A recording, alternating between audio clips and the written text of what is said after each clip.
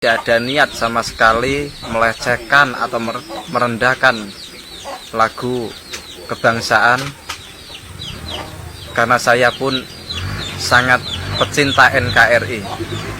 Usai viral pria ubah lirik lagu Indonesia Pusaka, kini minta maaf, ungkap hal ini.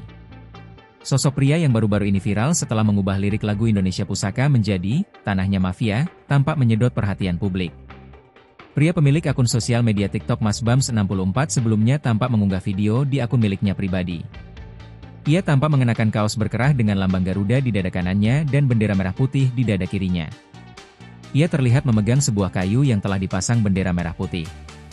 Pria tersebut tampak berdiri tegap, tangan kanannya sikap hormat dan tangan kiri memegang bendera.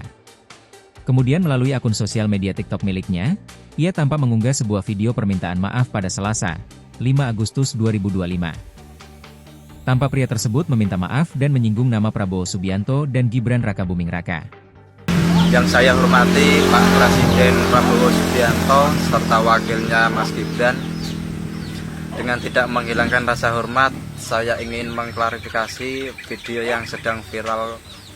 Ia tampak menyesali perbuatannya dan mengungkap alasannya mengubah lirik dari lagu tersebut lantaran ia mengaku kecewa terhadap para mafia korup. Unggahan tersebut tampak menuai pro kontra di kalangan warganet di berbagai platform media sosial.